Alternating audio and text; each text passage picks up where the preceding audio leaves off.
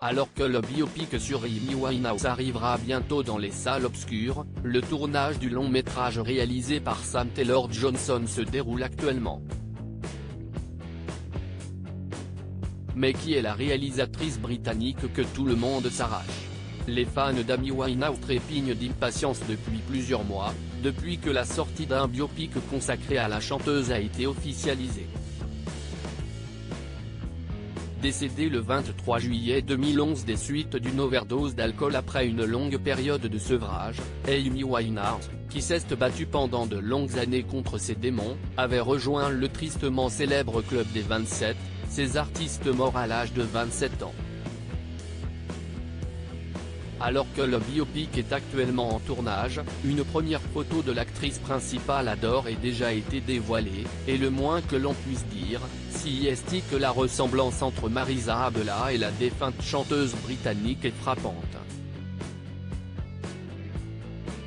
Derrière la caméra, on retrouve Sam Taylor Johnson, qui aura la lourde tâche de faire honneur à l'inoubliable Amy.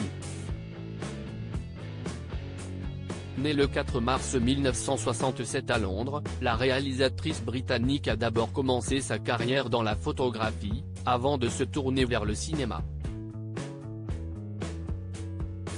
C'est en 2009 qu'elle se lance dans le grand bain en réalisant son premier film, Nowhere Boy, un biopic sur l'enfance de John Lennon, une autre légende de la musique britannique.